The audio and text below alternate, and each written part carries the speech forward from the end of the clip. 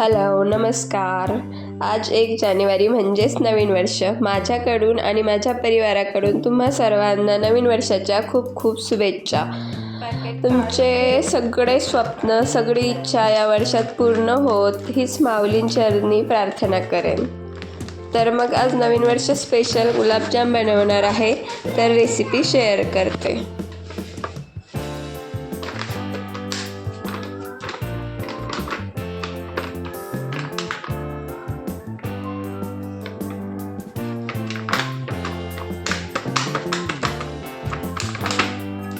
तुम्हाला वाटलं तर तुम्ही दुधाने पण भिजवू शकता, पण मी पाण्यानेच भिजवते.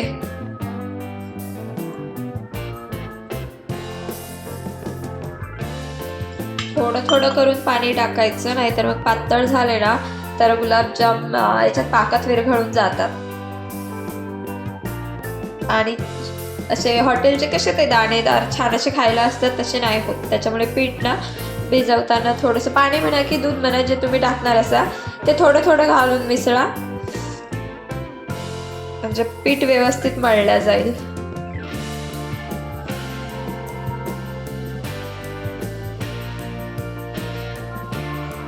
इकडे असं पीठ मळून तयार आहे. आता आपण पाक बनवायला घेऊ.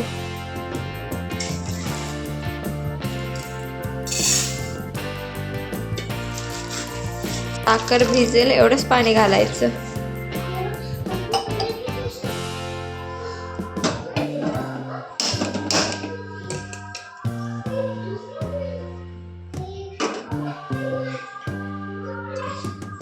उकळी येऊ द्यायची आधी. तोपर्यंत हायच ठेवणार आहे फ्लेम. परत नंतर हलवून हलवून मंद आचेवर 10 मिनिट पाक शिजून घ्यायचा. इकडे तेल पण गरम करायला ठेवलंय मी, आणि मी पातेल्यातच तळते, कारण माझ्याकडे तुम्ही बघितलं असेल बाकीच्या व्हिडिओमध्ये की मोठी कढाई आहे आणि ती अशी काय म्हणतात त्याला पसरट येते, त्याच्यामुळे तेल भरपूर लागतं त्याच्यात. आणि परत गुलाबजाम तळलेलं तेल असं गोळ गोळ लागतं ना चवीला, त्याच्यामुळे ते वापरू पण वाटत नाही भाजीला वगैरे. त्याच्यामुळे मग मी पातेल्यात कमी तेल लागतं म्हणून पातेल्यातच तळते.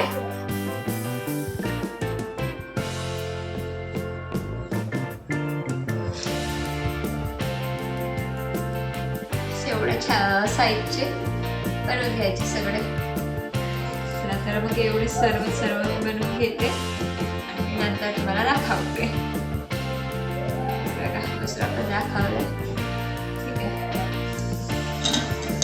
इकडे मी आता गुलाबजाम तयार करून तळायला घेतलेत. मंद आचेवरती ब्राऊन रंगावर, म्हणजे ब्राऊन रंगाचे होईपर्यंत तळून घ्यायचे. मी कॅमेरा चालू करायचेच विसरले, टाकले तेव्हा. आणि तोपर्यंत इकडे माझा पाक पण झालेला आहे तयार. गॅस बंद केलाय मी आता. आणि इकडे तळून झाले की त्याच गरम गरम पाकात लगेच गुलाब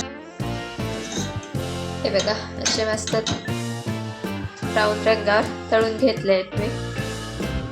आता हे बाहेर बाजूला काढते.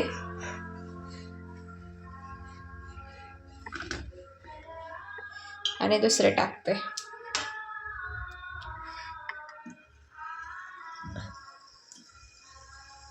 जास्त नाही टाकायचे, कारण मग ते फुगून म्हणजे तळून मोठे होतात आकाराने.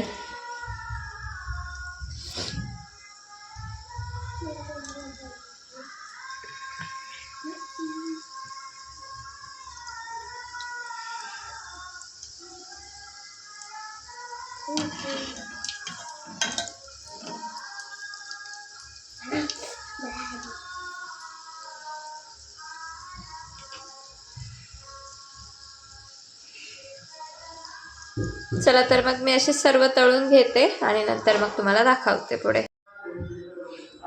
आता हे सर्व तळलेले गुलाबजाम पाकात टाकून घेते.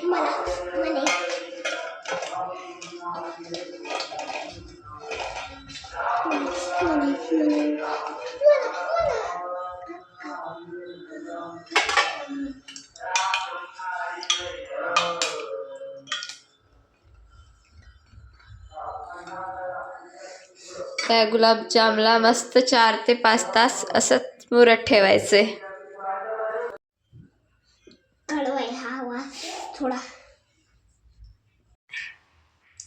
कसं आहे बाबा वेदू, कसं आहे गुलाबजाम? कसं आहे? कसं आहे? छान छान, वाव छान. कसं आहे? छान.